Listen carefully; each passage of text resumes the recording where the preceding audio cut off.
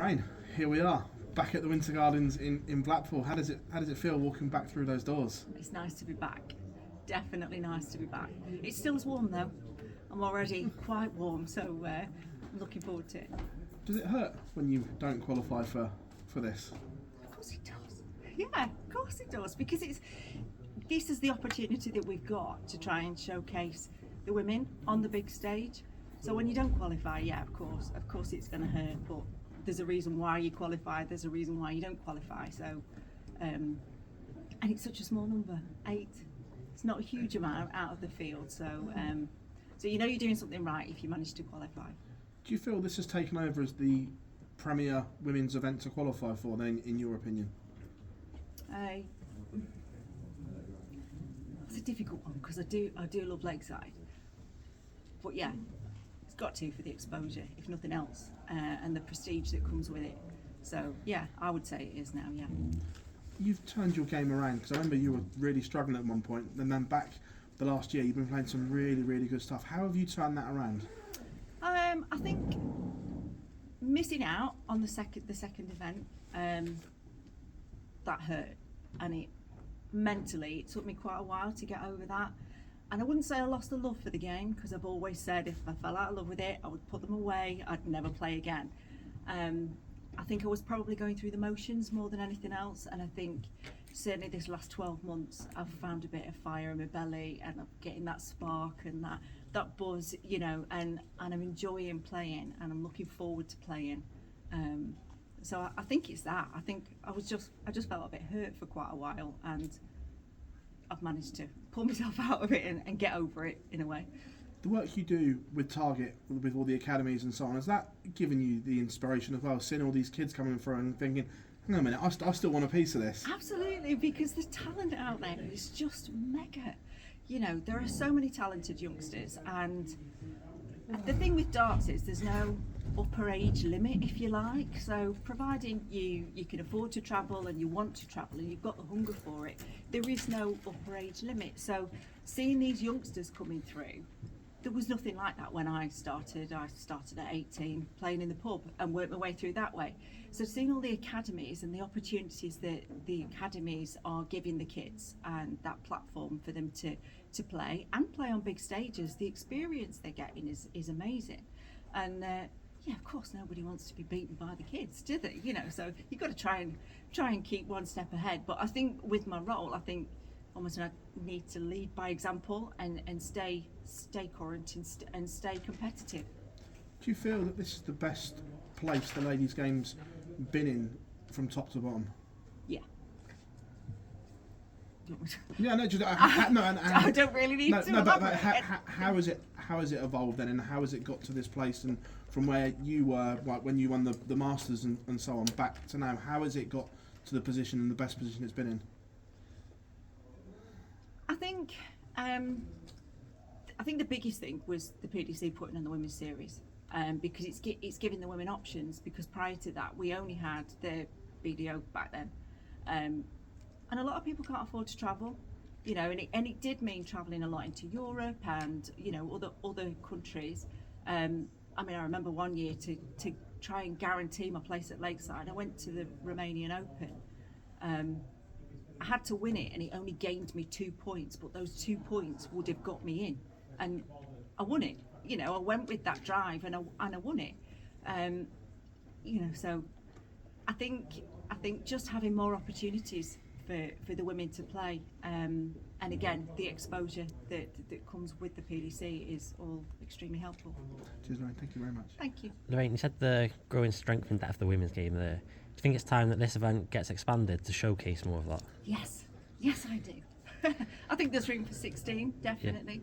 Yeah. I also think there's room for maybe integrating the women into not with the men, but as a side, you know, their own competitions in their own right. I think the UK Open would be a great platform.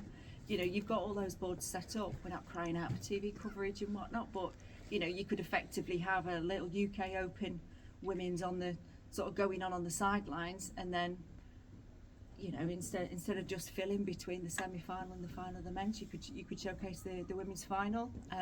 It's like a proper women's PDC tour kind of thing. Yeah. Yeah. and obviously got Noah Lynn first round. Yeah. She probably doesn't come in here in as good a form as she has in the last few years. Do you sense an opportunity there? I'm always after an opportunity. There's no point in playing in it if you don't think you're capable of winning. All I can do is concentrate on myself. I'm not looking at anybody else or what anybody else is doing. I think you have to be quite selfish really and just look after number one. Good luck. Thank you. Lorraine, you're married to a darts player, Laura's married to a darts player, but yet you play each other online, not against your fellas. Why don't you practice with each?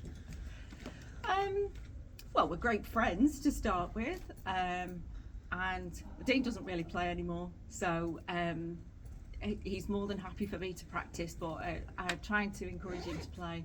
He's really not that bothered.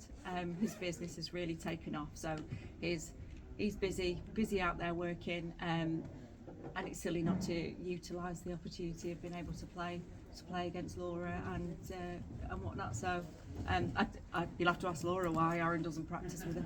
Every Wednesday, so every Wednesday, isn't it? A couple of times a week usually, yeah, whenever we're free. Now, we mentioned the academies earlier. Obviously, a lot's been said in the news recently about the Winmore announcement about not allowing other academies that are affiliated with Winmore into the Masters tournament. As a target representative, where do you stand on that? I think if it had been announced as a Winmore tournament, then nobody would have batted an eyelid. I think the fact that they linked the JDC and there are academies that pay their money into the JDC system, who are supported by other dart manufacturers. I think it's a little unfair, but I don't set the rules, nobody else sets the rules. It's up to them what they do. So I hope they change their mind, because at the end of the day, I feel sorry for the kids that pay to support the JDC system, and just because their academy gets support from a different manufacturer, should that exclude them from playing? Maybe not. But I think the problem lies was that the two were linked, but they're two separate businesses. Whereas if they'd have announced just a Winmore Academy tournament, then nobody would have been bothered, I don't think. Well, very best tomorrow, Lorraine. Thank you. Thank you very much. Lorraine, as the game advances, do you think there will come a time where women will be able to have a full-time career option as darts players? Well, we need the money to go up for that, don't we? I think with more opportunities and more exposure, then it gives the opportunity for more sponsorship to come in, and then maybe that could help.